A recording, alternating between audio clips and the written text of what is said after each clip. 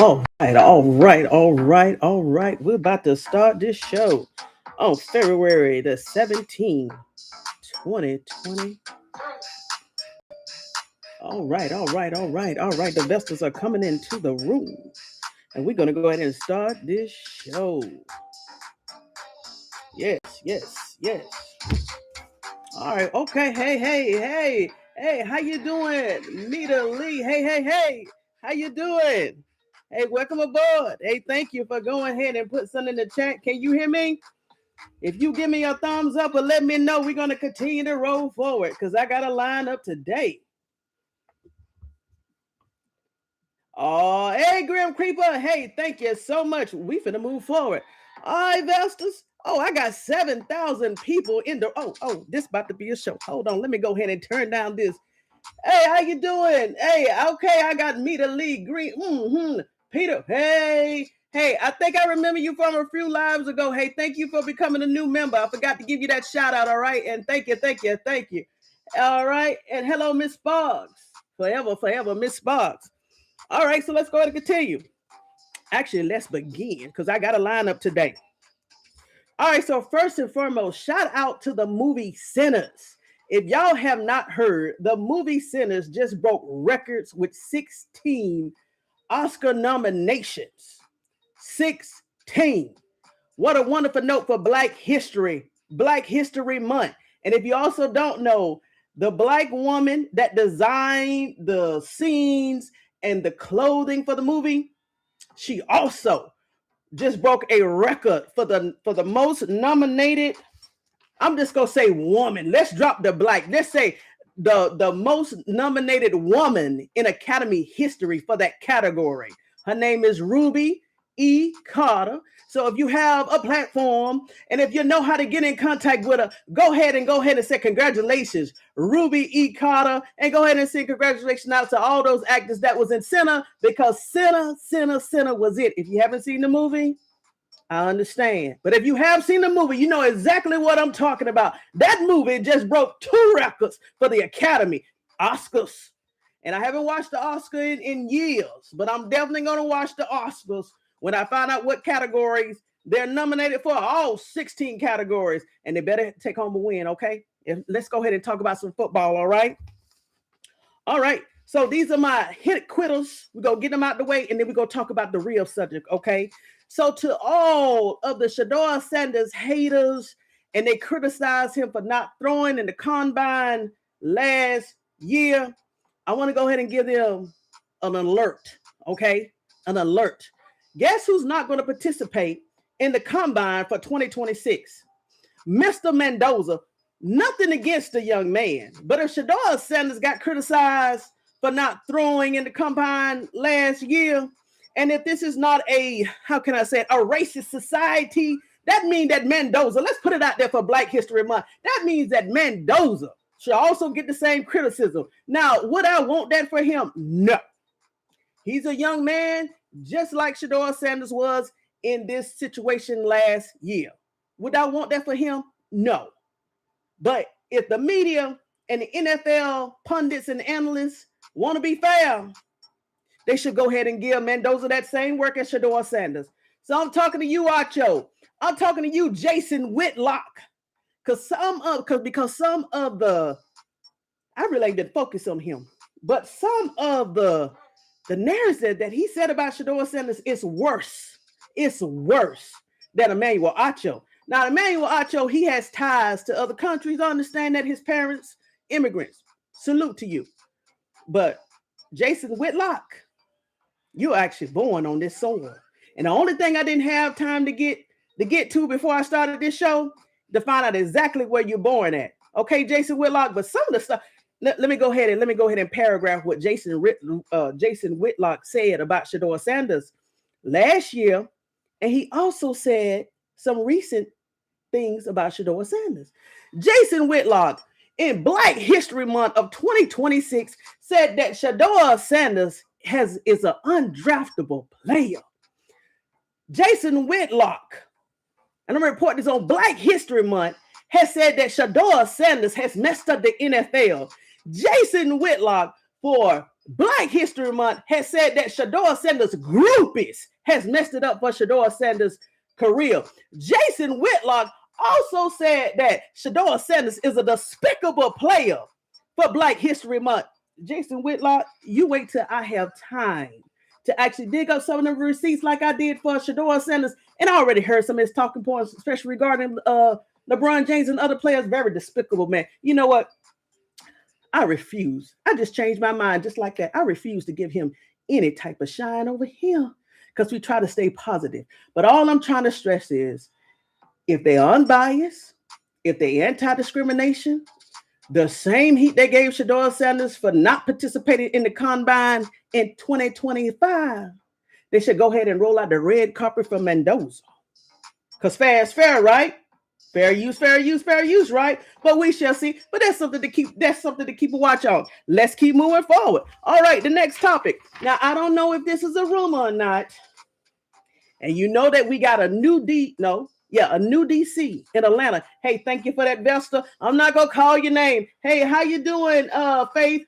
I'm not gonna call your name, Vesta, because I know how you is. But thank you for the tidbit. Atlanta Falcons. Yeah, hold on. Scratch that. The Cleveland Browns have been just as petty as Kevin Stefanski. They have hired the Atlanta Falcons last year because he was only there for 1 year. His name is Mike Rutenberg. He was only with the Atlanta Falcons for 1 year. He was the coordinator for their, pass game defense.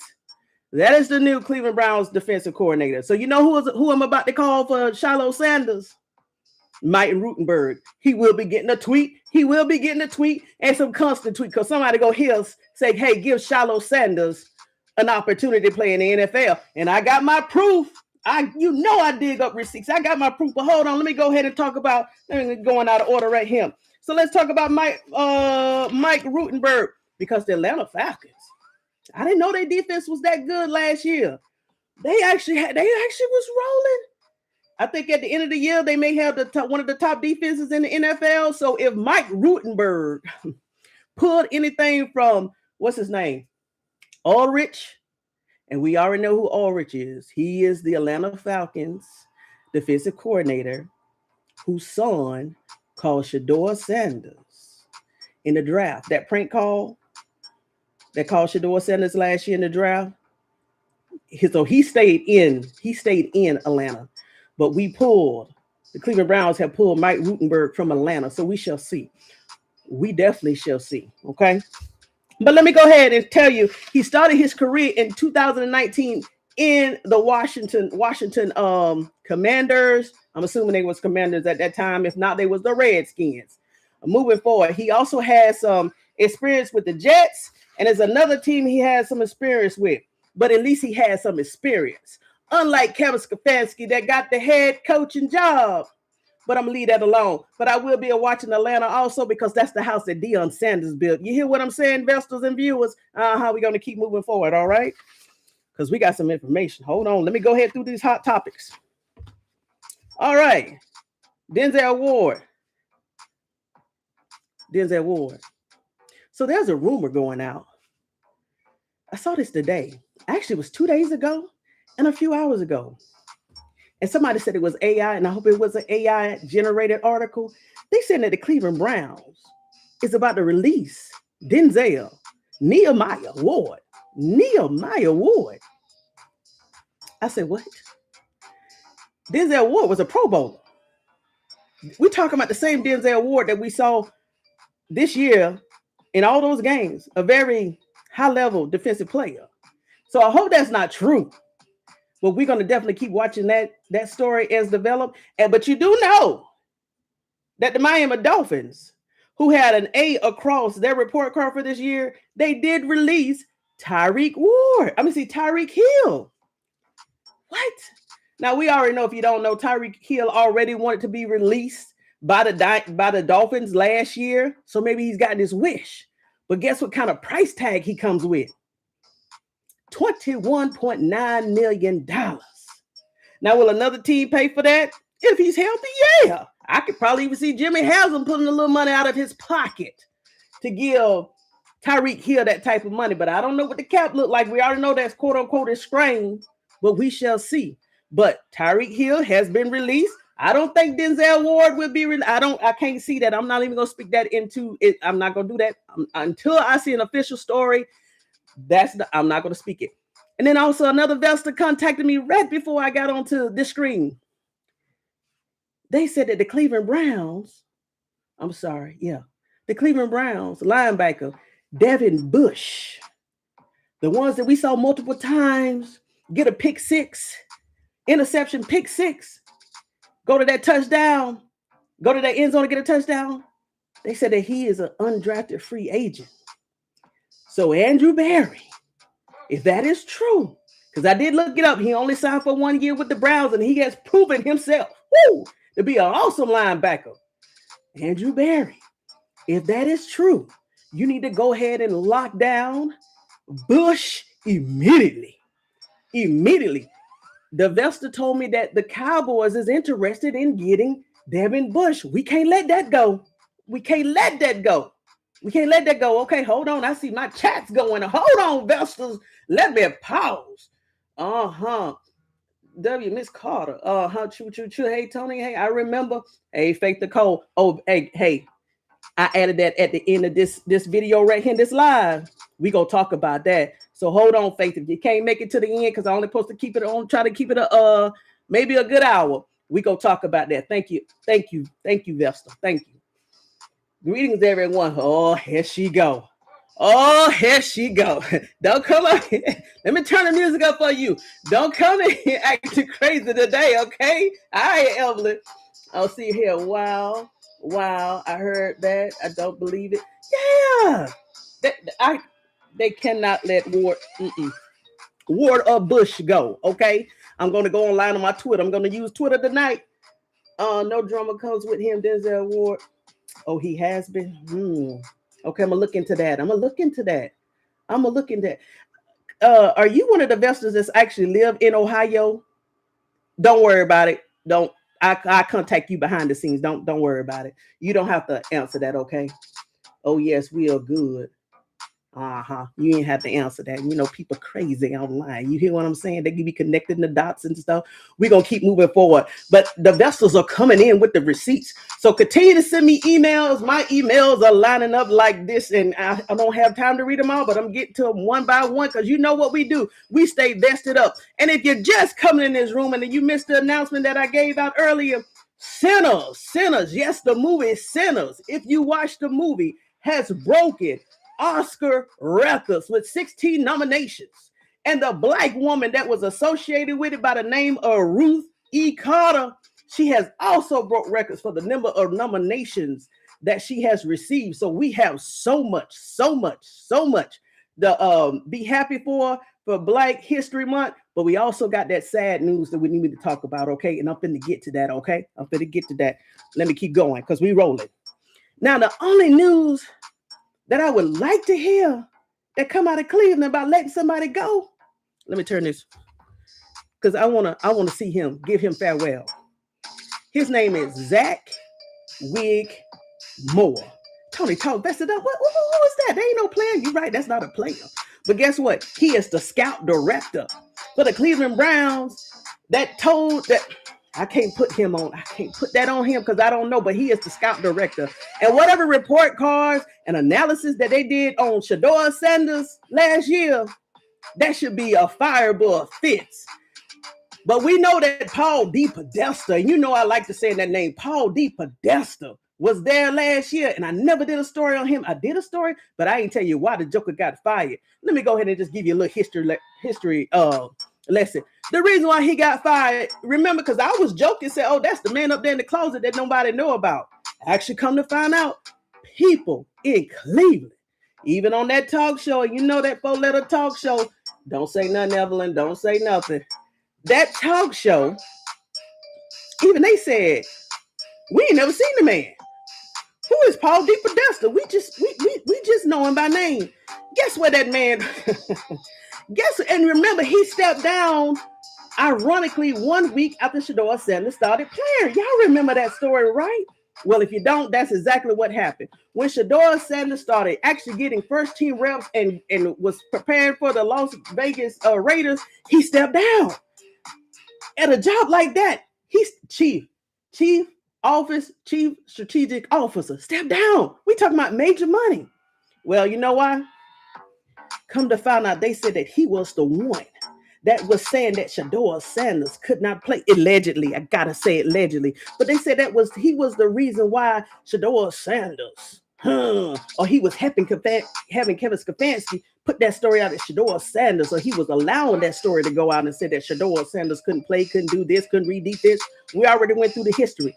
But Paul D. Podesta, guess where he was sitting at, trying to manage the Cleveland Browns?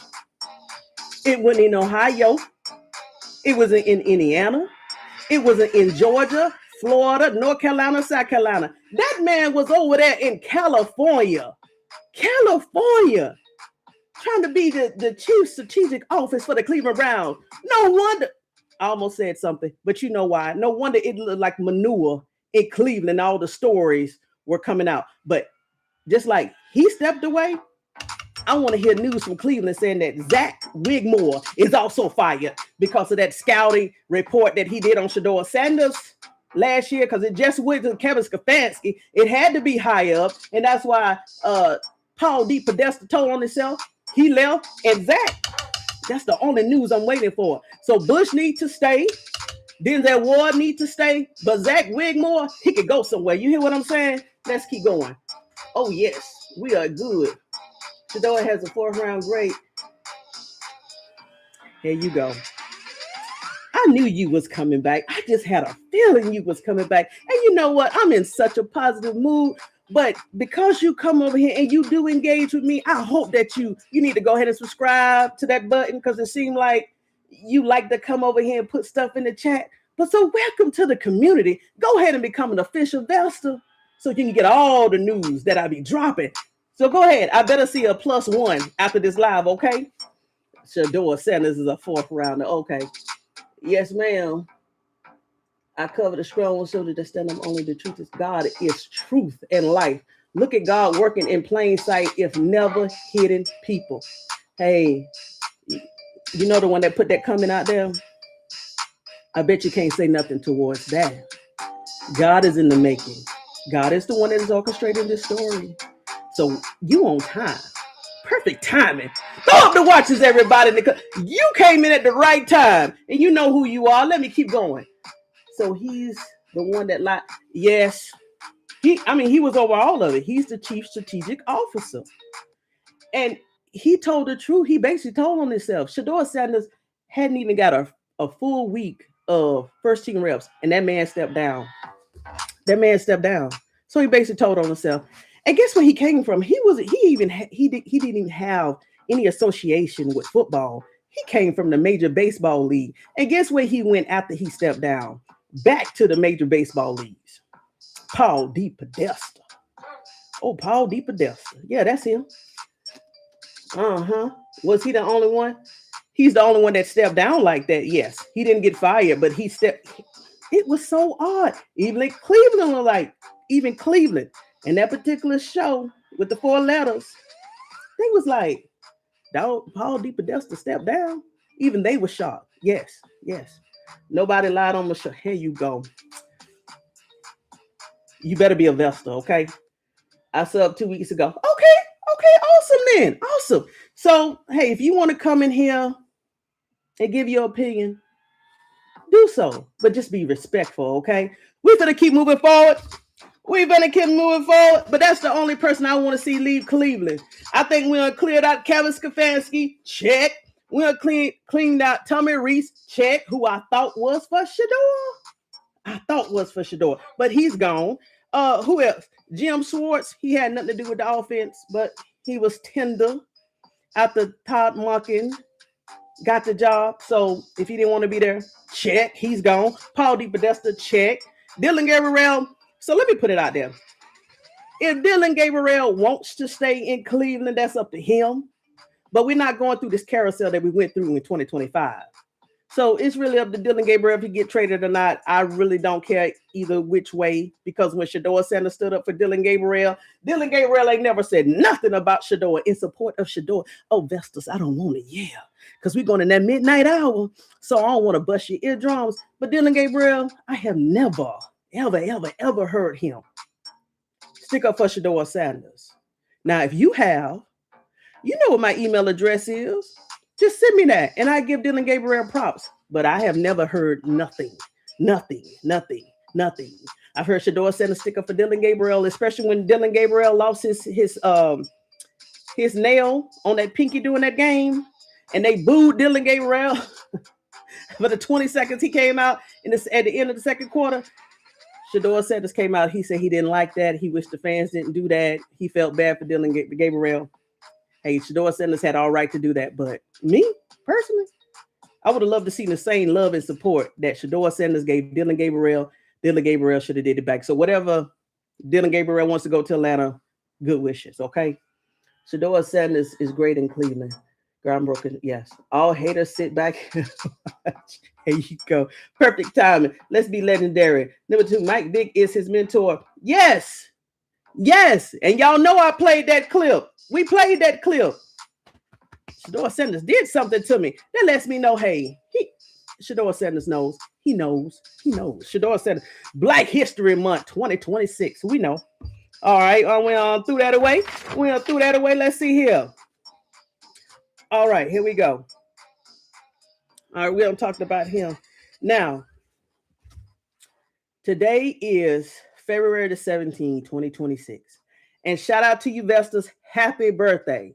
If y'all see 420 Jenkins come in the room in the chat, make sure you send out a happy birthday to a wonderful Vesta. So happy birthday, 420 Jenkins. Happy birthday. Now, who birthday it is also? The famous and the late Jim Brown. Jim Brown, if he was living today, he would have been 90 years old. He passed away about 3 years ago.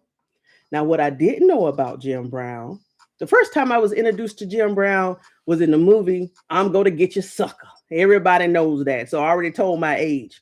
But I didn't know how awesome he was as a Cleveland Browns running back. Okay. And what I didn't know, he's also from Georgia. He's from St. Simon, Georgia, outside of Savannah. And Cleveland must have loved and adored Jim Brown because it was a lot of well wishes. They gave him a lot of salutes today. So Jim Brown, may you rest in peace. And what I didn't know, so let me go over his resume real quick. Or should I say that first? Let me go over his resume real quick. I'm going to keep it short because I'm going to keep it short. So his stats is, in a total of 9 years, he ran for 12,312 yards.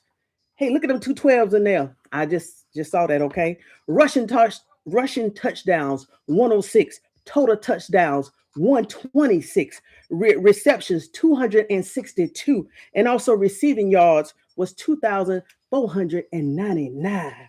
All right, let me keep going. In one season, and this record still stands today. First down Brown, Jim Brown, he still holds this record that was created in I left that number off. Let's say in 1963. Single season record for rushing yards, 1,865 yards. And Jim Brown, he still holds that record. He has been MVP for 3 times. Now, guess what I didn't know? Jim Brown, he left the Cleveland Browns, the only team he ever played for, at the peak of his career. Well, Tony talks VestedUp. Why did he leave? Well, if you don't know the story like I didn't, I thought he retired. You know why he left? Black History Month. Besides being a football player, he left football because he wanted to become an actor, but most importantly, he wanted to become a civil right activist.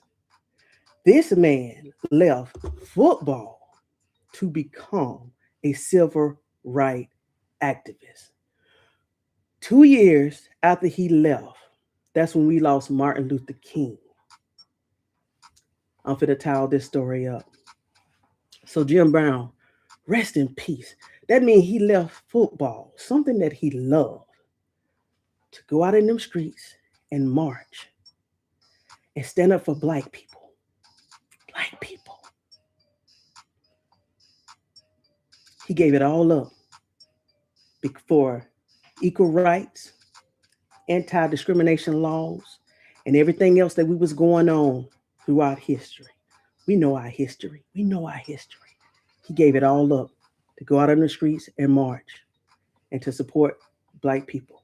So thank you. Thank you. Thank you. I didn't know your story, Jim Brown. First Down Brown. I didn't know your story, but I know it now. I know it now. Something else I didn't know about it. Now, let's see right here. Let's see right here. He played in NFL 1957 through 1965. And in all those years, except for 1 year, and that was 1962, he led the NFL in terms of rushing. So he was, of course, the money wasn't like it was back then, and the racism was also in the NFL like it is now. But Jim Brown, thank you. Thank you, Jim Brown. Now, what I didn't know is what also helped him get out of the NFL so quickly and abruptly. I guess the Cleveland Browns owner, once again, the Cleveland Browns owner, back then his name was Art Modell. Him and Jim Brown used to get into it. And I guess they was trying to film a movie called The Dirty Dozens, and Jim Brown said he didn't want to be part of it or whatever the case may be. And Art, now this is the story I saw online. Art Modell basically had threatened Jim Brown to say, hey, if you don't show up, I'm going to fine you. Do you know what Jim Brown's famous words were? Hey, I ain't tell the story. I wouldn't even hear his story. He basically said this to the owner. You can't fine me if I don't show up. And then he said, beep, I'm gone now. And he walked out on the Cleveland Browns. Hey, that's the story. I'm just telling it like it is. I'm just interpreting the story. His famous words is, you can't find me if I don't show up. And then he said, boop, and I'm gone now. Come on, Jim Brown. If that's the energy that Jim Brown had in 1960, 66 when he left, salute to you, Jim Brown. Salute to you. Now, let me tie this in. So we're celebrating Jim Brown on the 17th of February. But if you don't know, we also lost Jesse Jackson today. Hold on, let me go back to this right here. So he's the, okay. Nobody you must have just subscribed just to come over here to harass us. I'm gonna let you have this space. Shador sent us, okay. Now we have veteran QBs who still play as if they're rookies. Thank you. Shador would make a positive energy in the. Yeah, thank you, Grim Creeper. Joe Whitlock. I'm not even going to repeat some of the things he said about Shador Sanders, but it's even worse than Acho. Rest in peace. Yes. Peace and love, Jim Brown. Yes. Wow. Yes. So going into Jesse Jackson. So Jesse Jackson, we did lose Jesse Jackson today on February the 17th. I heard that he was sick. I think it was, oh gosh, I don't want to think his ailment was Parkinson's. It was something of that nature, but we did lose Jesse Jackson today. As you know, he also was a very global, well-known civil rights activist. Some say he was there when Dr. Martin Luther King took his last breath. Some people say that's not true, but I do know he was on that tower at the Lorraine Motel. So nobody can deny that. If he held Dr. Martin Luther King's head while he took his last breath, some say he was, some people say he did, some people say he didn't. But rest in peace also, Jesse Jackson. I may do a video. I don't know how the algorithm, oh gosh, but salute to you. Thank you for everything that you've done for the community, Jesse Jackson. Okay. All right. Let me keep going on through that away. Okay. Before I get into the Shador Sanders thing, I want to play this video here. Now, y'all know I like to refer to Cam Newton, Shannon Sharp, and Deebo&Joe. And that's who I said that Shilo Sanders is going to be the next Deebo&Joe. But I want to play this clip today that I'd heard exactly 1 hour before I started this show. I am somebody. Yeah.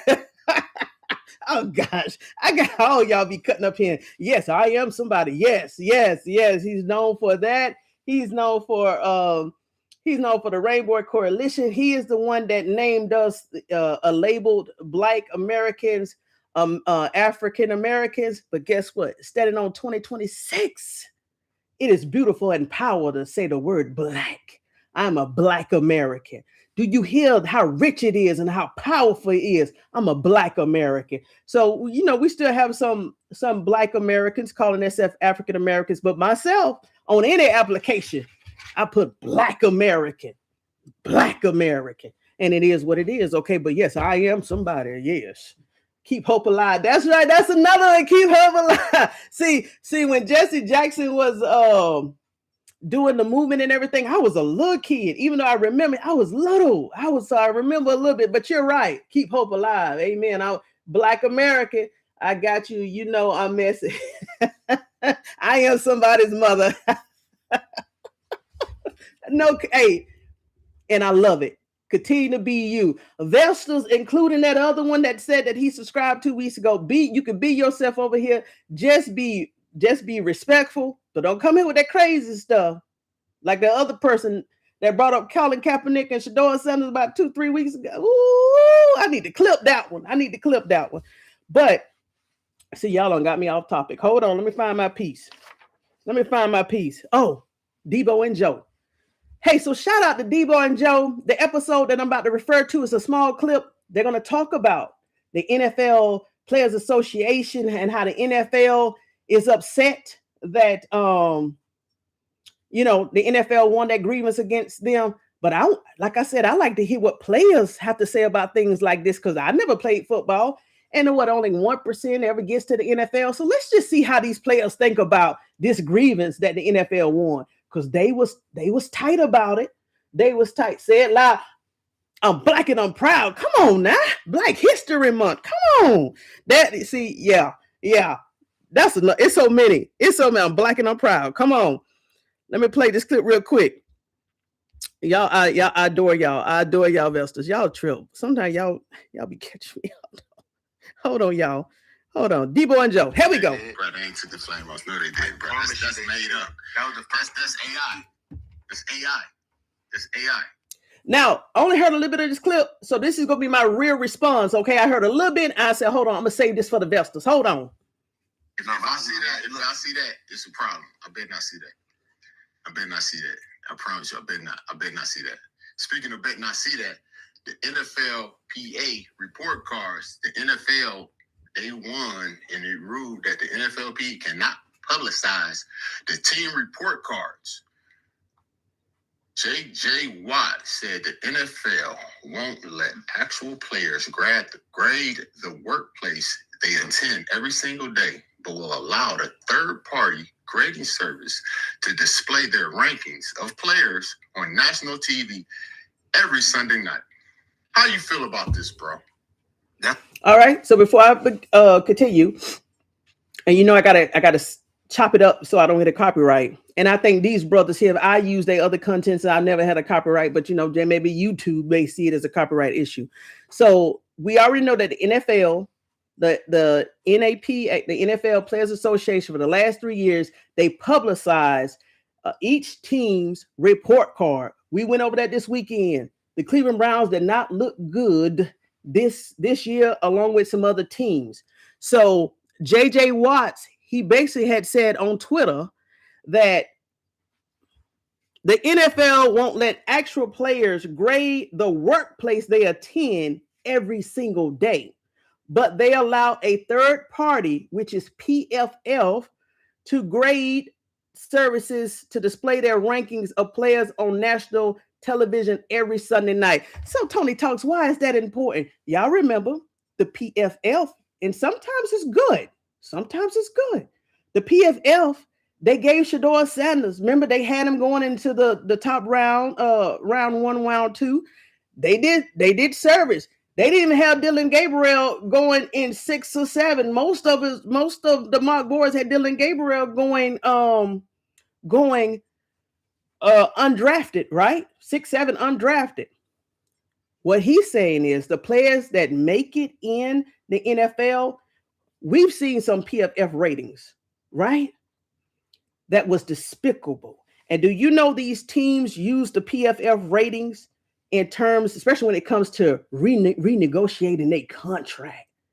A third. So he's basically saying the players that actually play for the teams have to experience the workroom, the workplace, experience the locker rooms, experiencing the travel conditions.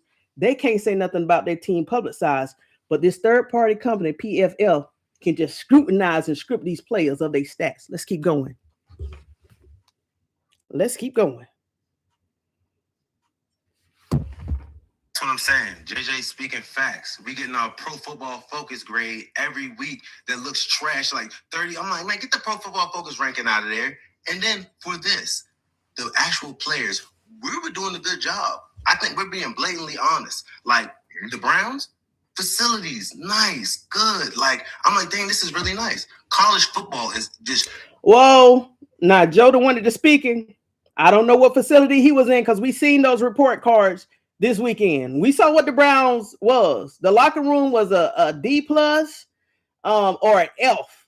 The only thing on the Cleveland Browns in the organization in terms of this survey, what there was an A or A plus, was the weight room. And that's because Jimmy Haslam had to space to renovate the weight room. Remember that famous quote from Deion Sanders? And I know I'm going to tear it up, so forgive me. He said, but if you feel good, you look good. If you look good, you play good. If you play good, they pay good. If they pay good, you live good. Remember what he did at Jackson State University automatically?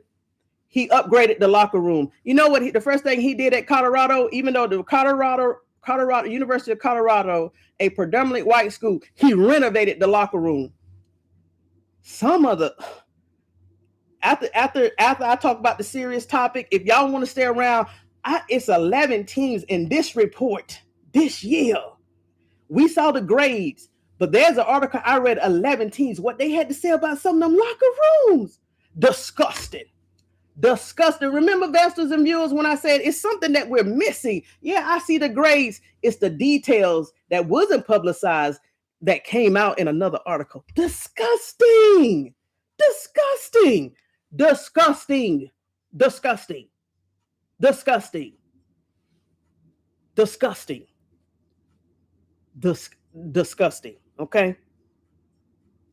Let me go in and play this clip. Like I said, I don't know how long it is, but I'm gonna stop it when I feel like it's over. Rushing the NFL and all their facilities and all of that stuff because they know that the recruiting, they have to do that. Pittsburgh's facilities, trash. But when I went there, I wasn't mad. I was like, it is what it is. We winning. We understand the main thing is the main thing. You got the hot tubs, you got a daggone cafeteria, you got a weight room, and you got fields. So you got what we have, what we need. We got meeting rooms, we got what we need. But it looks trapped in here. You know what I'm saying? So when you're at Florida, when you go to these high spaces, like we're going to keep it honest. Like when I went there, it was telling me, oh no, it's not that. It gets it done.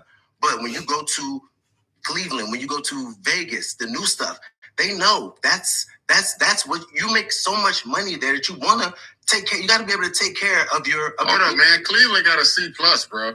I'm gonna tell you this. Look. Oh, you're wrong. See? Maybe not everything, but I'm saying the facilities was cool. Please show these grades. Yes. Dolphins got an A+ though. Let me go ahead and give you these grades. Dolphins, as I stated before, the Dolphins out of all the teams, and it was another team that had A's and A+ all across the report card. From start to finish, the Miami Dolphins, all A's. All right, the Broncos, Chargers in Texas. Broncos, Chargers, Texas, Raiders, Commanders, Ravens, Saints had an A. A negative went to Packers, 49ers, and Bears. B+ went to Lions and the Jags. A B went to, this in terms of locker rooms, B+ went to Lions and Jags. B went to Eagles, Bills, Cowboys, Titans, Colts. C+ went to Giants, the Browns. I don't believe that. No, that's wrong because I read that. That's wrong. Seahawks. C grade went to the Rams and Bengals. C- went to the Chiefs. D+ went to Buccaneers. D went to the Steelers and Patriots. Now, I don't know what report card they talking about because we read that the Patriots, they had a negative F this year. So I don't know what they're referring to. So I'm not even going to read this no more because that's inaccurate. See, Steelers when I was there.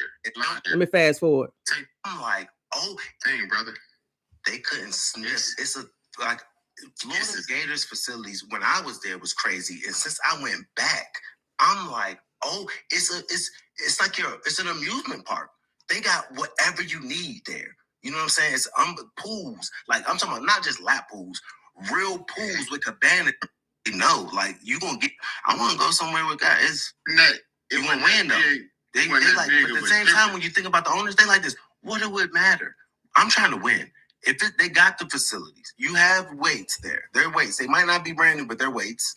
You got the little jumps there. So like, that's where it's with the owners. You looking at them like, man. To it, like they got a revolving door of players coming and going. So it's not like you gotta going. I'm gonna dig more into this, Vestas, but this is what I heard from these 11 teams, okay? And I'm fit to share this. Remember when it came up, or maybe the Cleveland Browns got an F or a negative F on treatment of family. I dig in deeper. There was a Vestas that came under that video. They wanted me to dig deeper into what did it mean in terms of treatment of families. Basically, from what I read was, and we're going to discuss the locker room, basically what it read was when the families come to the games, so Cleveland Browns, let's say it was an F, that means that the families, we talking about families, wives, girlfriends, significant others, and mothers, they don't have any special place to hang out at, get food, proper food, water, bathroom type of stuff. The Cleveland Browns got those family members in tents outside. Tents. Jimmy Haslam is worth $6 to $8 billion. And he don't have, you trying to tell me he don't have the money or the room anywhere on campus to house the families when they come in there to support their players? This is what I also heard, right? I heard that, and it was in some of the reports, that the coaches' family facilities, they actually had facilities. Some of these teams, the coaching family accommodations are A+. But when it comes to the players' family accommodations, subpar. In the traveling, and remember I brought up in the video, the traveling conditions, I said, well, what did that mean? They have these players on planes, regular looking planes on the inside, mashed up together. They said the only people that ride in first class is the coaching staff. Now, I've seen NBA planes, travel planes, and I think even Colorado, they're kind of spaced out. They got room big, especially NBA players. Their planes accommodate the length of their body. Real nice planes. They saying that, and the Cleveland Browns got a D or D- in this category. They said the travel conditions are so tight. Can you imagine sitting beside 300-pound players in an average airplane seat? And they said some of the hotels was subpar. Now, according to their lifestyle, they could call a 5-star subpar. I don't know, but they said that the hotels were subpar, the traveling conditions were subpar, the planes were subpar. If you don't believe me, go out there, Google NFLPA report cards for 25, 24, and 23. Because the NFL won disagreements, we will never know what the report cards are in the future. But go ahead and look under the category travel accommodations. You'll see all them grades. And we're gonna move forward, okay? Let's see here. The Bears got an A+. Yep.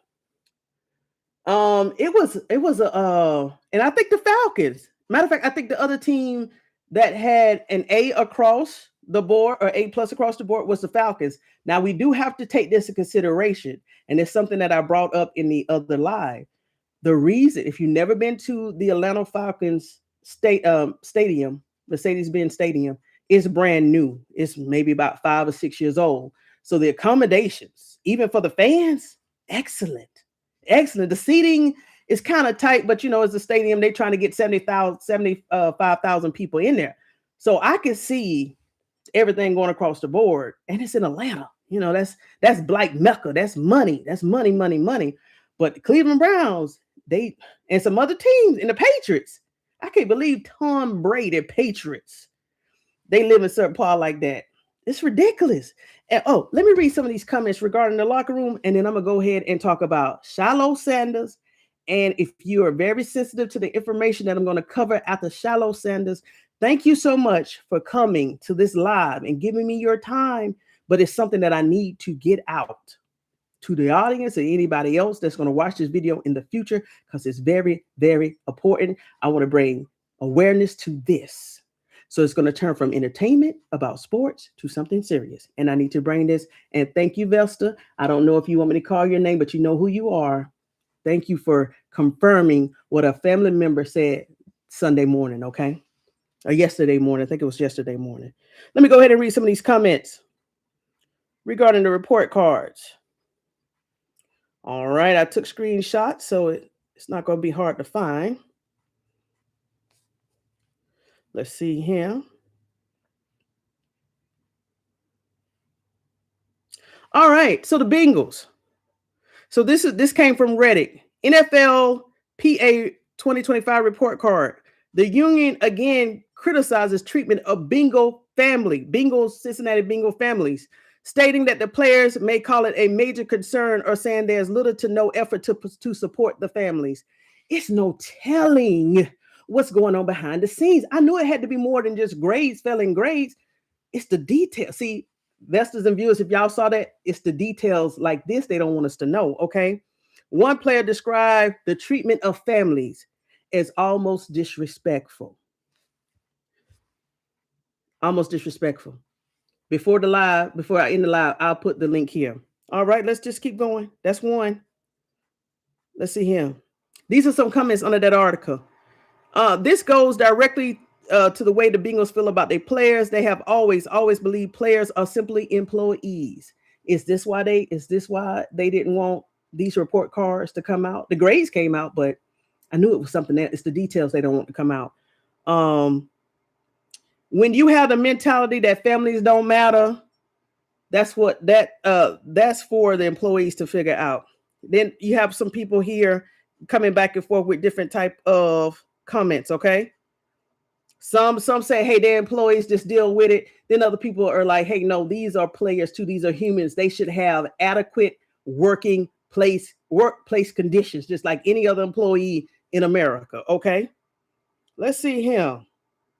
Oh, here we go. The Cincinnati Bengals. I just read this. I'll read it again. Okay, we already read that. One player describes the treatment of families as almost disrespectful. That came from a player. This is the stuff they didn't want us to know besides those grades. This is the stuff. The Buffalo Bills. The union dropped the club in the overall ranking from prior years because issues previously raised by players have not been addressed and thus far has become greater concerns. Buffalo Bills, keep this in mind. Who is that? Josh Allen? Keep this in mind. The union claims players were concerned that current training staff is inadequate to help them recover. Is this why we have so many players getting injured? Hold on. I need to go back and see what the Cleveland Browns. Hey, if anybody has access, Google real quick. What was the Cleveland Browns training staff? I think they actually got an A or a B. But let me keep reading. Keep moving forward. The union claims players were concerned that current training staff is inadequate to help them recover, and travel continues to be the worst part of their experience because they do not have comfortable amount of space when traveling, and the travel schedule itself is a source of significant dissatisfaction. Well, you know, it's Black History Month, so I'm going to say that word.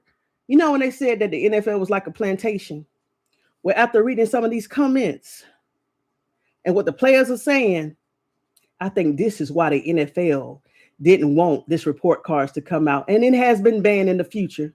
The players still got the rights to voice their opinion, but the report cards will never come out. Information like this will never come out. Let me keep moving forward. Let's see right here. Oh, I cut it off. Gosh, I cut it off. Hold on. Let's keep going forward. Hold on. All right, so this is the Browns. So I did get this. Ranking and grade. The team received a D, ranking 28th in the report card, which is a point of contention for players. Excuse me, the Cleveland Browns. Maybe this is why they had bad records all throughout these years. They are in subpar, inadequate workplace conditions. They're experiencing coaching staff disparity. Oh, go back to the family room lacks. Here you go. The Browns are one of only 10 teams without a designated, comfortable, and private space for families to gather during the games. All right, going to coaching staff disparities. This is Cleveland Browns. Players report that coaches' families receive better treatment. This is the Cleveland Browns. No wonder they put Deion Sanders up in that skybox or on a box because they didn't want him. You know why? Hell, it was no place for Deion Sanders to sit except for up there in the skybox. I told you they had him in tents. Here you go. Oh, here you go.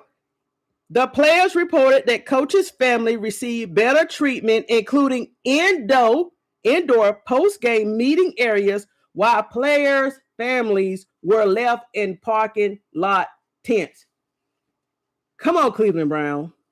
So basically, they had no place to sit Deion Sanders except up in the box. And we kept saying, well, why is it just Deion Sanders? And I think it was just Carucci. Where's Shilo? Where's Pilar? Where are the sisters? They was out in tents. That's why they wasn't there. They were out in tents in the parking lot. All right. Improvement efforts. In response to these concerns, the team have been seeking feedback for potential improvements in their future stadium plans. So I think this is why Jimmy, I guess he may have been embarrassed. This is why he wants that $600 million colossal massive stadium, which now I see why he wants to build that, because it's needed. Oh, I wish I'm going to try to get back. So this is what I don't have. In some of the locker rooms, and give me one thing, investors. I do got a link. Give me 1 second, investors, because I got the link. I want you to read. I want you to hear what some of these locker rooms, the issues in these locker rooms. Here go 11 teams. Here we go. I got the link. Hold on.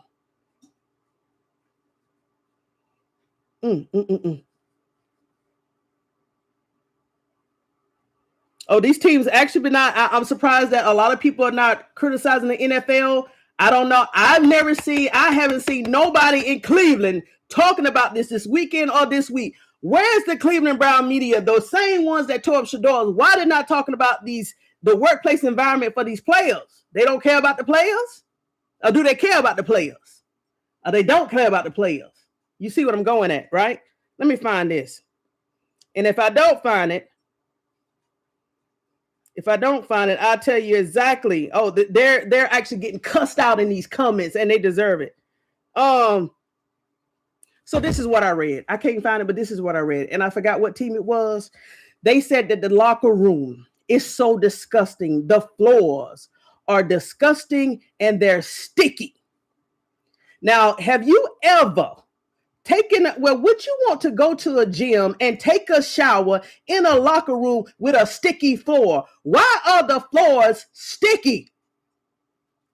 Catch what I'm saying? Why are the floors that nasty in the locker room? Where's OSHA? I need to see if they have health inspectors come through with all those bodies in there. I need to see if the NFL or the Players Association has health inspections. Sticky floors. And of course, they was talking about the equipment. The locker room itself was subpar. They was very small. If you have time, just start digging. The articles are out there. Just look for, this is the name of the article. Ruling in NFLPA 2025 report card grievance reveal new criticism to 11 teams. The details are out there. Put that in there. Ruling in NFLPA 2025 report cards grievances reveals new criticisms for 11 teams. Okay. And you'll read that about the sticky floor. I can't believe.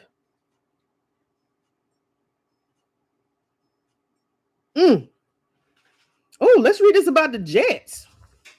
The New York Jets. Remember, I wanted Shedeur Sanders to go to the Jets, right? I thought he was going to be drafted, that this was a possibility, right? The union says players, this is for the New York Jets.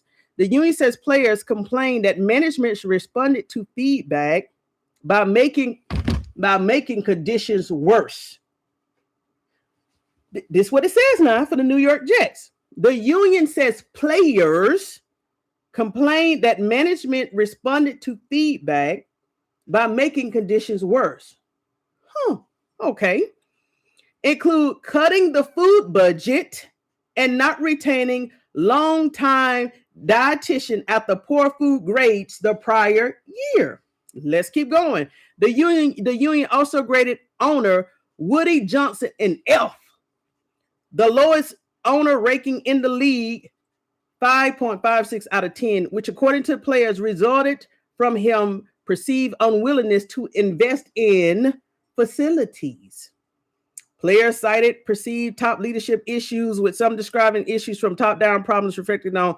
No wonder the Jets are not winning. You know what?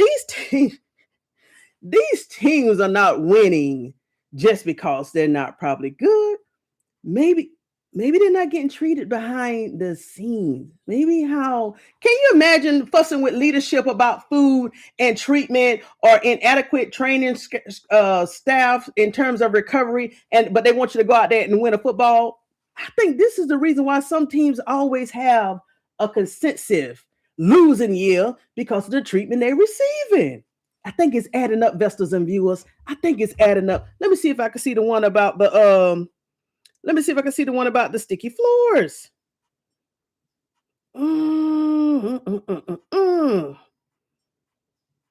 But if I can't, please go out there. 11 NFL teams criticism. I'll put it up after the live. Give me 1 second. But this is what's going on. The Jets, they're in inadequate facilities. Cleveland Browns, report card looks horrible. Patriots, they got all the way to the Super Bowl. No wonder the wide receivers couldn't catch the balls. They had been cramped up on the plane, was probably in subpar hotels. That's why the game probably was like that. The Patriots didn't show up. That's probably why. They got an F or a D in travel accommodations. That makes sense. And if players already brought this up to management and leaderships, and it got worse for some teams, hey, that's retaliation. Everybody should be filing a grievance. All right, now let's get to our beloved Shilo. Let me check this right. Oh, you just said it. Retaliation, yes. Hold on, let's see here. Woo-wee. Say it loud, I'm black and I'm proud. Okay, I've been wanting to know what. Yeah, it's been bad, Faith.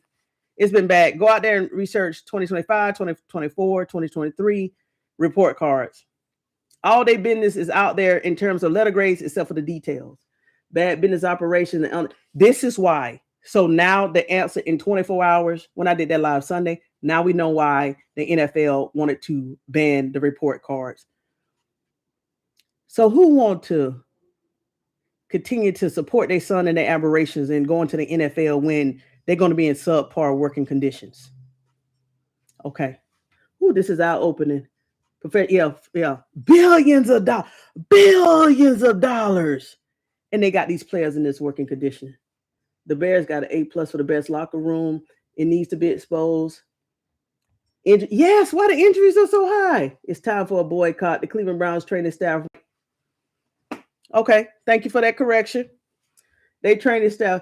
Hey, remember this year, especially after week 10 or 12 when Shedeur Sanders got, we was like, why are these players coming up with these magical injuries?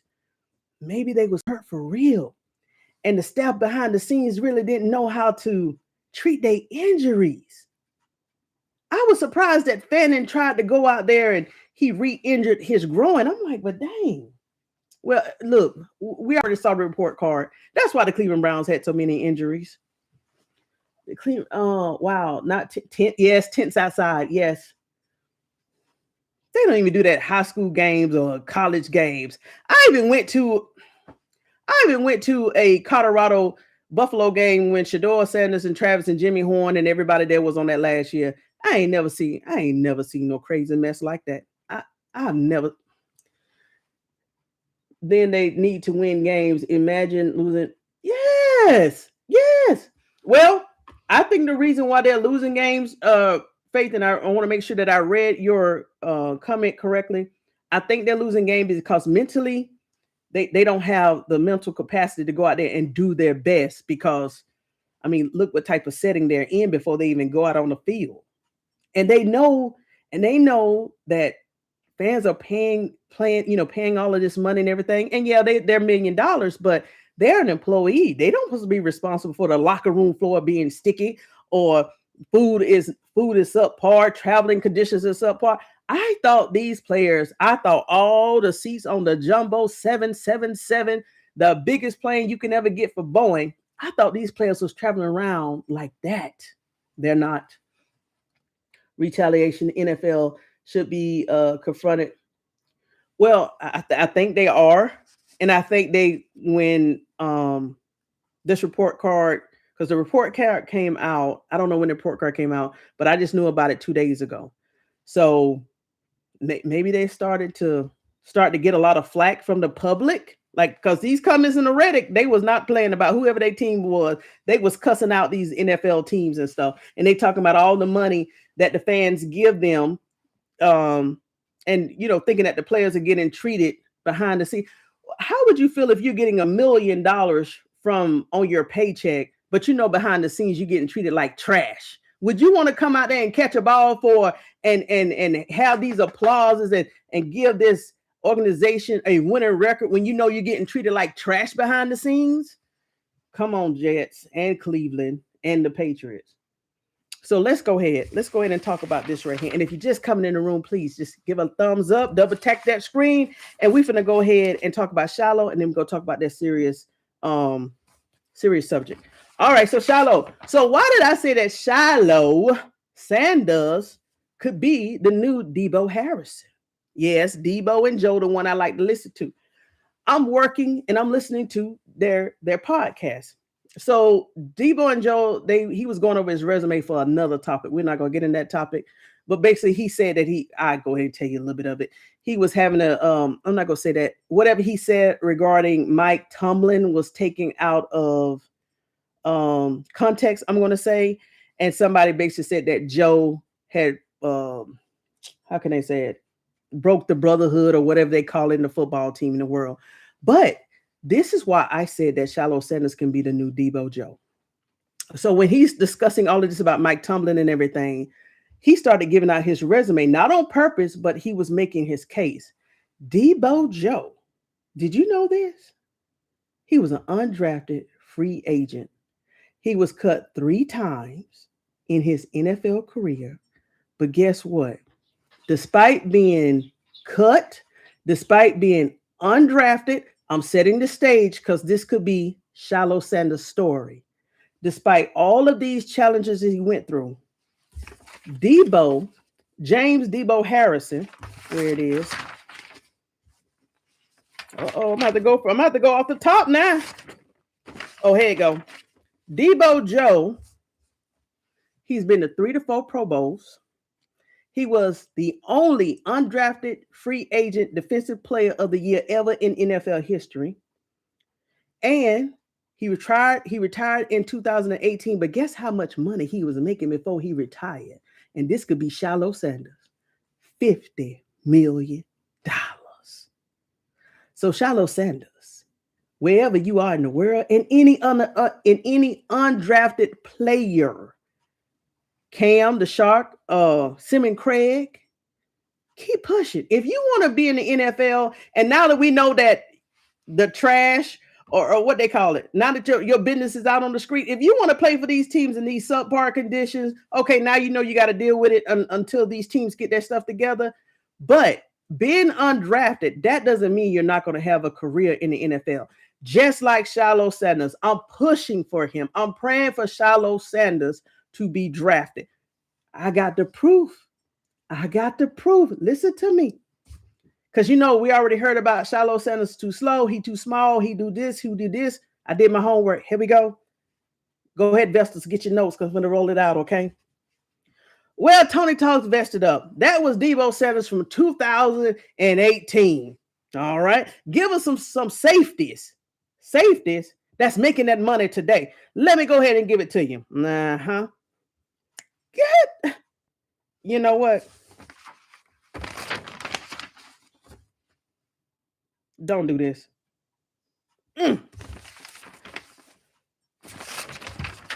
Hold on, Vestas.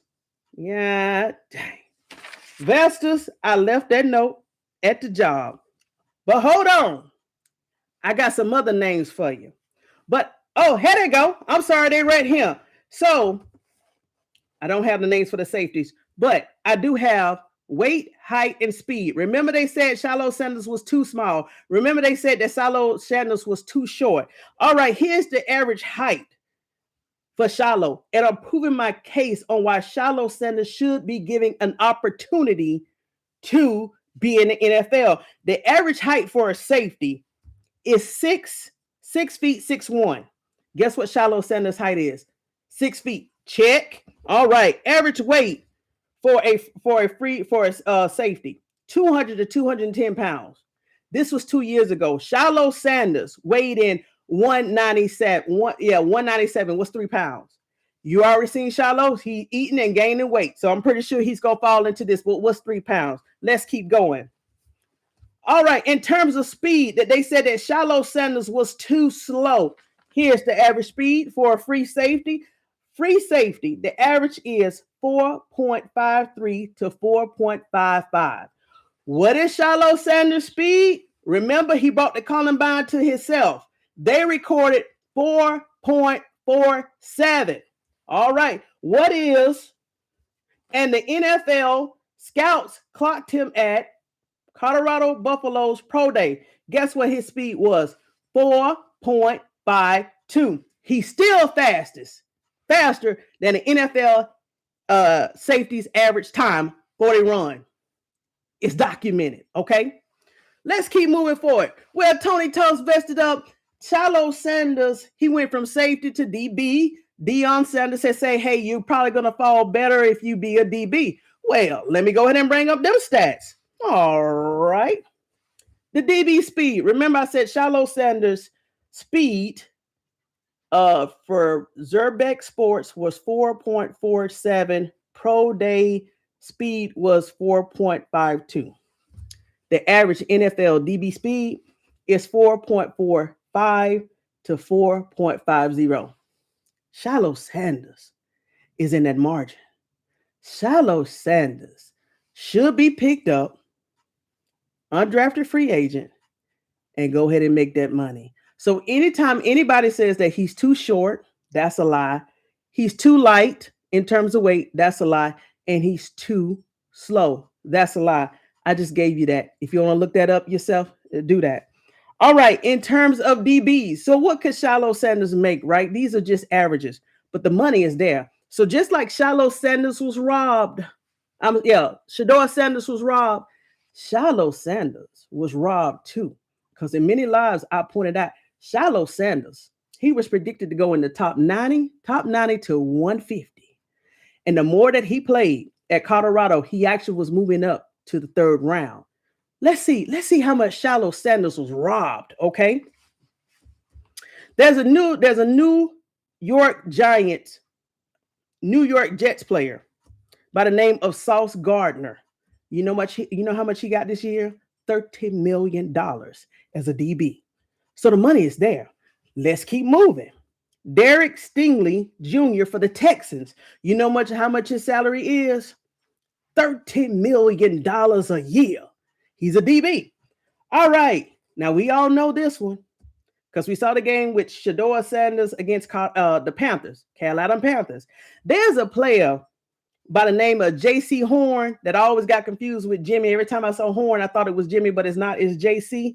You want to know how much that young man is getting every year? $25 million. So Shilo Sanders got robbed, just like Shedeur. We're not going to forget that both of these young men were robbed. The NFL has made it okay with Shedeur, Bucky, and they should go ahead. Somebody should be calling Shilo in a couple days, okay? After the combine starts, Next week, and it goes through the first week of March, Shilo Sanders should be on the phone with somebody. And hold on real quick. This right here could be an indicator that he may be on the phone with somebody or working out. Let me go ahead and see Shilo Sanders' channel. Let me see when the last time he posted something. Because if he hasn't posted something in a while, that means Shilo Sanders behind the scenes is working out. Vestas. Vestas. Guess what? If this is right, Shilo Sanders hasn't posted nothing in 8 days. Shilo Sanders hasn't posted nothing in 8 days. If you follow his channel, Shilo has normally posts something every day or every other day. Shilo Sanders has not posted nothing in 8 days. If this is right, if my view is right, that means that Shilo Sanders is already working behind the scenes.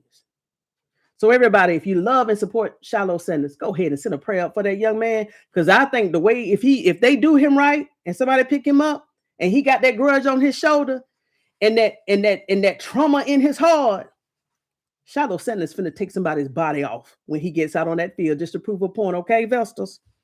But yeah, go out there. Shilo Sanders hasn't posted nothing in 8 days. And you know that's unlike Shilo. So, hey, Shilo Sanders is working behind the scenes. His channel is quiet. All right, Vestas, let me read this here before we get into the last part of this video. So, Vestas and viewers, thank you so much. If you don't want to hear the next information that I'm going to share, I understand, but it's very sensitive. But I think it's for awareness. Let me go ahead and read some of these comments. Ooh, y'all been, I love it, Vestas. Talk to me. Say something in the comments. I love it. Let's see here. Yeah, no tense. Ooh, they need to win games. Okay. Retaliation. Enjoyed you. Hey, thank you. I got to go say thank you so much. Mita Lee, thank you. This is the first time I saw you in a live. Have a great show. Okay, yes. I want the best for it. Yes, pieces and love. I know Shilo has to be good. They're just, they just hating on him. Shilo Sanders, before he got injured in that Nebraska game in 2024, if you don't believe me, go find out. Shilo Sanders, across the country, not just Big 12, not Pac-10, across the country, he was ranked number 2 in terms of the safety category, the safety position and role, number 2 in the country. Shilo Sanders, the one that went undrafted, number 2 across the country.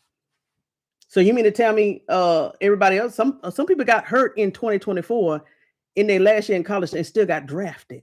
What's his name? Gentry? Gentry still went in round 1. Hold on, I'm missing my music. Gentry still went in round 1. Okay. They tripping. Shilo has been on Twitch 5 days ago. See, that's another thing. 5 days ago. Now, I've never followed his Twitch, but I'm pretty sure on YouTube, Shilo Sanders is normally coming out with something. Let me tell you when I say something behind the scenes. So let's just say so when I used to just do straight videos, I would do videos. It still takes time to edit, even though I was doing videos not scripted. I'm going to tell you what goes on behind the scenes. You still need time to do a great product if you want your work to show quality, right? Show quality. Even let's say Shilo already has content behind the scenes that he just needs to edit. If Shilo Sanders has not even put out edited content that was pre-shot or pre-shot or whatever, that means Shilo Sanders don't even have time to edit his videos. That means Shilo Sanders is with somebody or some former or ex-NFL player or coach getting right for his number. And maybe somebody has already called Shilo. Why am I saying this? Tony Talks, what are you talking about? This is what I'm talking about. The undrafted free agents, early negotiations cannot be done until March the 9th. So even though Shilo may already know several teams or one team in particular is going to call him, what you think Shilo Sanders is doing? He's already training. He's already doing what he needs to do. Shilo Sanders, who is a blogger, and he loves to blog and foodie, we haven't saw no footage in 8 days. That means he's not even editing footage that he already has stored up. He don't have no time. Shilo Sanders is out there doing that work and getting ready. You hear what I'm saying? Shilo is working. Yes, Headache Gang CEO Shilo said this is working. Shilo said this is working.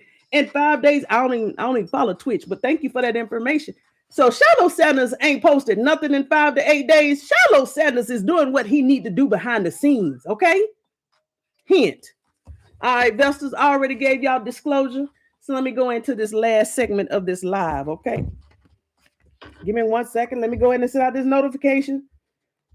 Let them know it was some investors that wanted to come in for this particular part. Give me 1 second. And we're going to move to this here.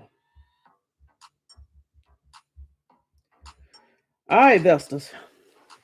So some information was brought to my attention this weekend. And I knew that we talked about the Epstein files. So this is what we're going to talk about. If you need to leave the room, I understand.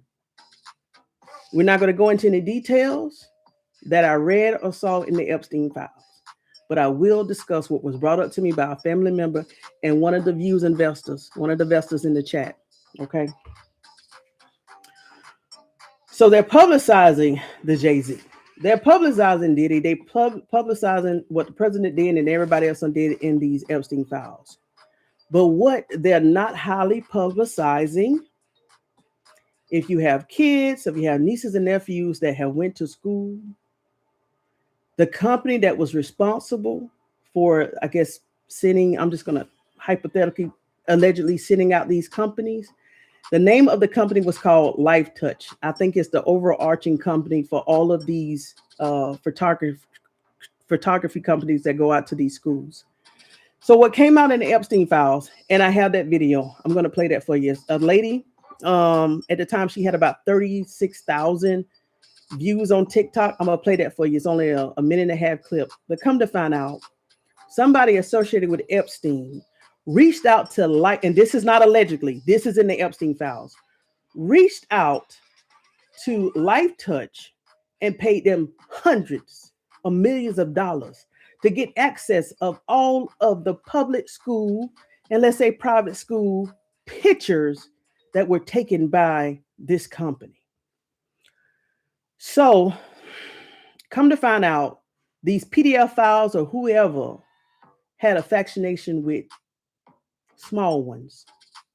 They was using these annual pictures that was taken at schools, looking at your kids, the neighbor kids, if I had kids, my kids, pictures, and just going through a digital catalog and basically saying, I want that one, or that one, or that one.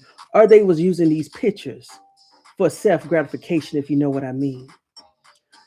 So if you do have kids or anybody that has ever bought school pictures, guess what? That child's name is in a database. That child's school name is in a database. Age, birthday, teacher, and if you ever purchase pictures, they got your names in a database. They got your address in the database and potentially your financial information in the database. So why am I bringing this up? And like I said, thanks again to this investor. Watch your kids. And this has been going on for years.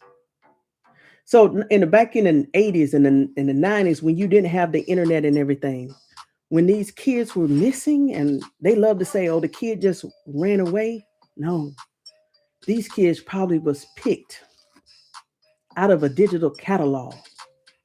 And all somebody had to say is, I want that one. And they were snatched up. They were snatched. And it all going back to, because we wanted memories on our walls regarding our family members or kids or small nieces or nephews. We was getting them dressed up for memories to always look back on and smile. But we actually was getting them dressed up and looking their best for predators across the globe that had paid for access to albums and catalogs of their images. And they said this company named LifeTouch is also associated with Apollo, because they said hundreds of millions of dollars was given to this company to get access to the pictures and the information of our kids. So they said some kids have been tracked from pre-K all the way up to high school, senior year. Isn't that how I go? I don't have kids, but senior year. Why the media is not saying this? Like I said, I know it's getting out. I just found out. But one family member of mine with little kids, she said it's been out for a week. Let me go ahead and play this right here for y'all.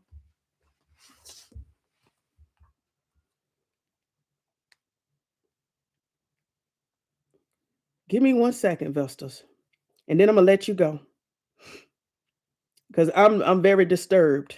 I was disturbed. Here we go, Vestas. You might be in the Epstein files, and it all starts with a company called LifeTouch, a massive photography company that takes school portraits and yearbook photos every single year for millions of students across the US and Canada. They've been around for decades, by the way. So LifeTouch was bought by Shutterfly, and Shutterfly is owned by a company called Apollo Global Management. Now think about this for a second. School photo systems typically include a child's name, their school, their grade, teacher, classroom information, and when parents pay for those photos, they provide their home address, their email, phone numbers, and payment details. All of this information is directly tied to the image of the child and stored long-term for reorders, archives, and future access. They don't delete the photos. And that means that they have an updated photo of you every single year from kindergarten all the way till grade 12. So Apollo's co-founder is Leon Black. He was exposed for secretly paying $62.5 million to the U.S. Virgin Islands to resolve claims connected to the Epstein investigation and child trafficking. These payments and settlements are documented in court records. And Leon Black reportedly paid Epstein around $158 million over several years and eventually stepped down from Apollo because of these allegations. And after that, a man named Mark Rowan took over as CEO. And guess what? Mark Rowan also appears in the Epstein files, including emails arranging meetings and breakfasts with Jeffrey Epstein across multiple years. So people are coming to the conclusion that all of our photos and personal information could have been used as kind of a catalog for them to pick which ones they wanted to target for trafficking. So yeah, go check what company took your elementary school photos. For legal reasons, I am not accusing these people or companies of doing this. This is all alleged. No, it's not all that. It's in the Epstein files. My cousin, I'm gonna play this one more time so you can hear it again. Next week, I think the kids in this area is out of school this week. Like I said, I don't have any kids. These kids are out of school this week. Next week, I will be contacting the Board of Education to see if they have ever allowed LifeTouch or Apollo or Shutterfly to even take pictures of these local schools. And I'm going to go crazy. Okay. And then I'm going to make them aware. Do you know of this? Do you know this? Let me play it again, investors, and I ain't going to hold you that much longer.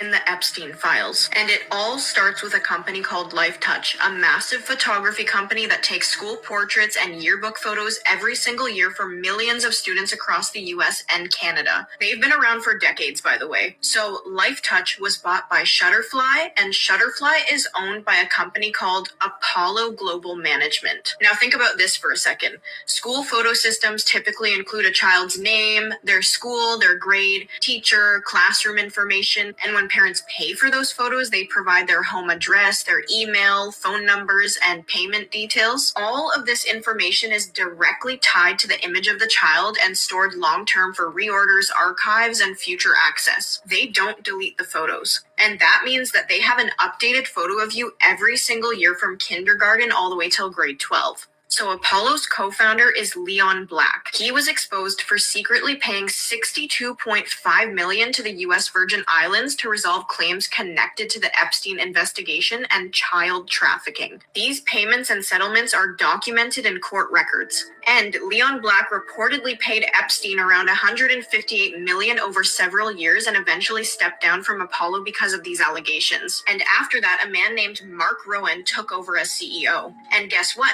Mark Rowan also appears in the Epstein files, including emails arranging meetings and breakfasts with Jeffrey Epstein across multiple years. So people are coming to the conclusion that all of our photos and personal information could have been used as kind of a catalog for them to pick which ones they wanted to target for trafficking. So yeah, go check what company took your... So there you go, Vestas. There you go.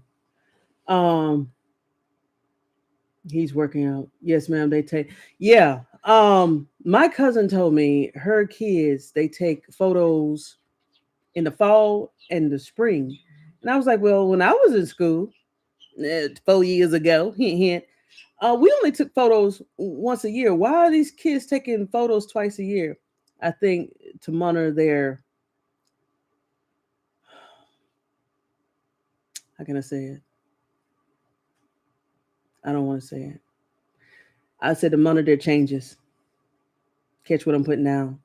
I don't know what, two taking photos twice a year. What did the child hasn't changed that much from October till March. I think they want to look at their progression in terms of their growth. Hint, hint. I will opt out of. I think a lot of parents are opting out. A lot of parents are opting out. I've heard. Yeah, it's a big uproar. Like I said, it's talks about this, but it's not the uproar that we saw regarding Diddy or Jay-Z. It's not like an outcry. If it is, they're keeping it in a echo chamber. Yes, it's very disturbing. Absolutely disgusting. You know, Atlanta is a hub. I didn't know this. Atlanta is a hub.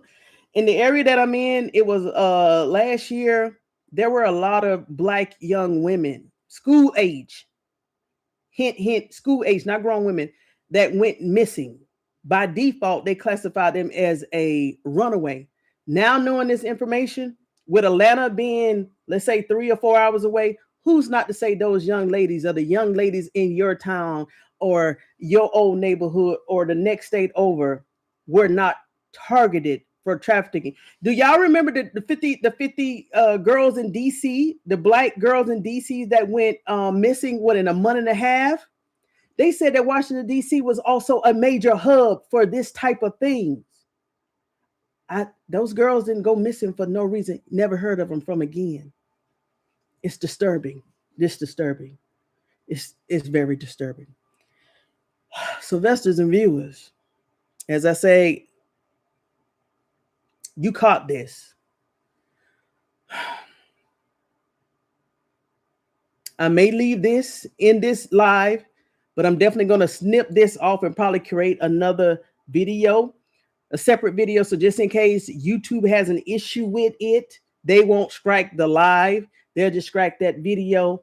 So y'all just be aware of what's going on. And if you have small ones, loved one, nieces and nephews, just be careful because you just heard it out of your mouth. Those files are publicly, very easily accessible. Just go do a search, okay? Just do a search. Investors and viewers, thank you so much for this afternoon. Give me your time. If you have any type of comments, go ahead and put them out there. But thank you so much for giving me your time today. And hey, just stay vested up.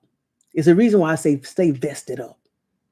It's not just a word I came up with. Stay vested up. Be safe out here. 365 degrees, because you just never know where the enemy lurks, spiritually or physically. Okay, Vestas?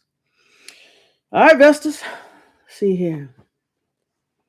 I'll wait around for about another 30 seconds, but thank you so much. I know we started on a good note, but I had to bring this awareness, and I could feel the energy went down. Even my energy has went down, but I couldn't just sit on this information. I have to share it with all my viewers, investors, okay? So viewers, investors, thank you so much. Have a wonderful day. And I'll be coming back to you soon, okay? But Shilo is working out behind the scenes, okay? So we shall see. All right, investors and viewers, thank you.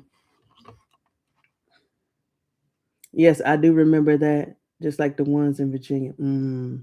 Virginia? I didn't know about the ones in Virginia. Huh. They said decades. So remember all the kids on the milk carton and the flyers? Why? You don't even see that no more. I have never seen any flyers, or I don't even see of course I don't see the milk cartons no more. I'm not in school, but I don't even see the flyers no more. I barely see, the only time I hear about kids being snatched up, it has to be like on YouTube. And guess who be pushing those stories? Guess who pushed those stories? I'm pretty sure the white creators do, but I know a lot of black creators do because it really impacts our community, our young men and our young women. We push that story. And once we push that energy behind it, haven't you noticed that it goes away or fade off, or whoever's doing it, they stop it because the Black community has put that energy behind it? Yeah, I didn't know that about Virginia. I didn't know that. But Georgia, we got hit. Atlanta, DC, and I remember that, but you don't even hear about those stories no more, but I'm pretty sure it still happens. It still happens. Vestas, y'all still got 22 in here. I thought y'all went away.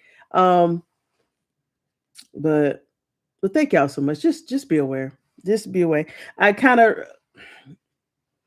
wanted to be a mother, but I'm glad that I'm not a mother. But I'm glad, you know what I'm saying?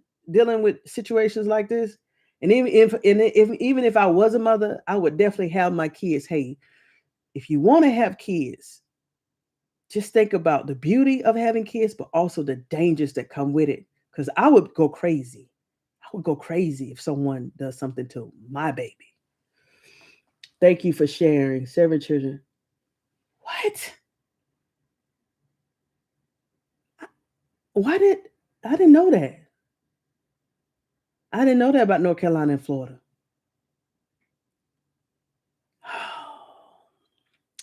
Viewers, investors, y'all gonna make me do another live just focused directly on this topic. Yeah, that's the. Yes, ma'am. They will use it. Oh, the ice cream truck. I did hear about that. That's right. And the ice cream truck would come in the neighborhoods at night, which was odd. Yeah, and the kids would never come back home. Yes. Were they using that also in Florida? I know they was using that in North Carolina.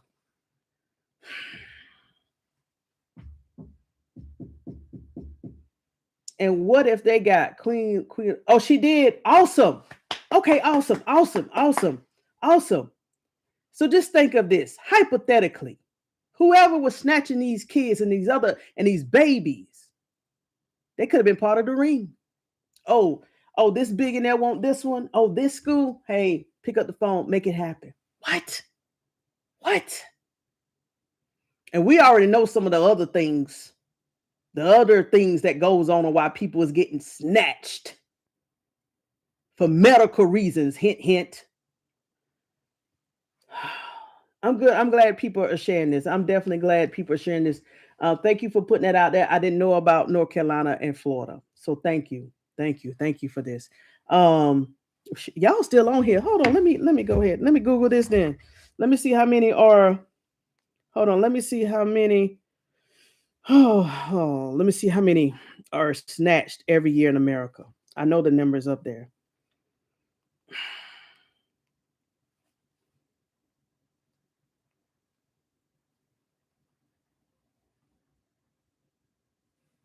Kidding, each year. In the United States, over 460,000 children are reported missing. These are the ones that they do count. Hint. A figure that includes runaway lost children. How do you lose children? And abductions. At least they was honest on that point. A majority of these cases include family abductions. Hey, do you know, they can also use your family members to snatch up your little ones. Because who's your little ones going to go to? You know, they said what, 80% of all abductions happen because the child knows the person that abducted them.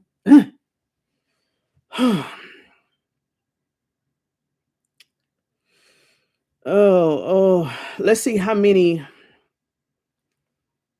Y'all gonna know the T word. Let me see how many kids are associated with the T word specifically.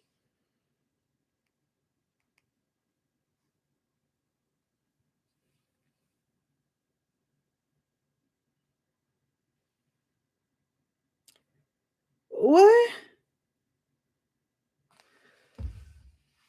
All right, Best. I'm gonna read this real slowly so I don't have to. I don't want to say a word, but this is what I got.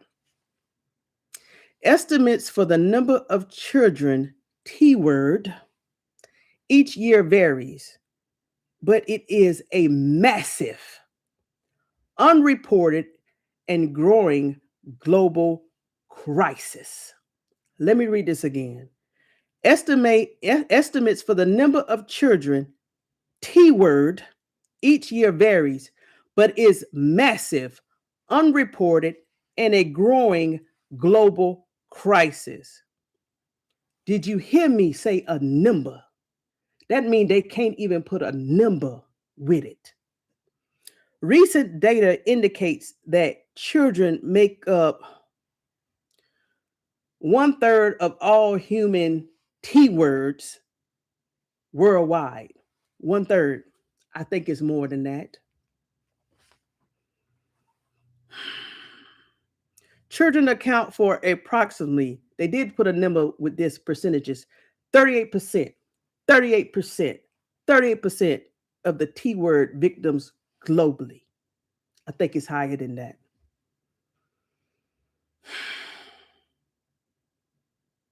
Now, this is why I do like Europe.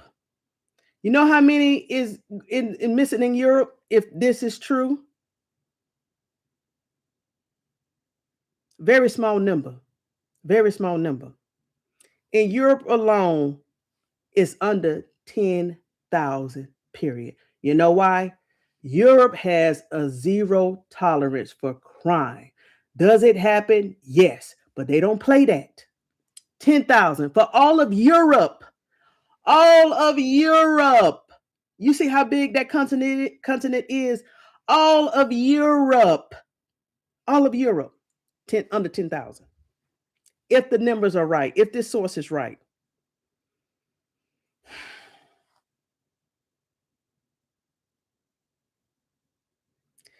Reading this, I'm scared to read the rest of it. It's a global crisis. And just to know that parents basically, when they, like I said, getting their child dressed to take pictures for our memories or the parents' memories, they was actually getting them dressed up and beautiful and looking their best to get picked randomly for some perverts, PDFs enjoyment.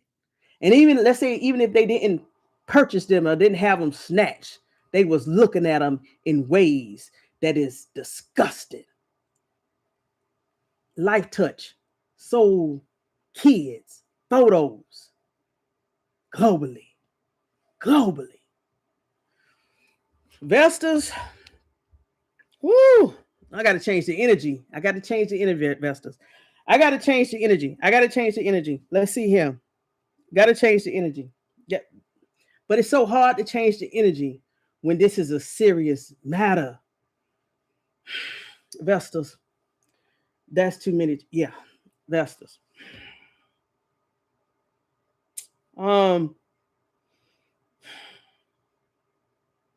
Yeah, investors.